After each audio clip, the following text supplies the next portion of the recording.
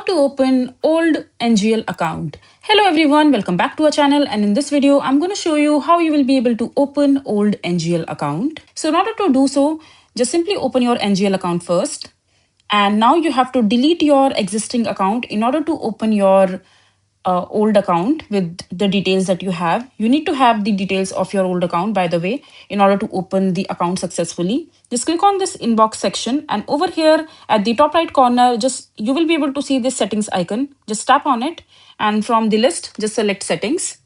And over here, when you will scroll down, you will be able to see the option called delete account. Just simply tap on it and click on yes, delete account, and your account will be deleted. Now, all you have to do is just simply click on get started and select your age and other details. And after that, you need to select Instagram again, and you need to enter the information or your username of your old account that you would want to access over here, and your old account will be open, and then you will be able to access your old account in NGL.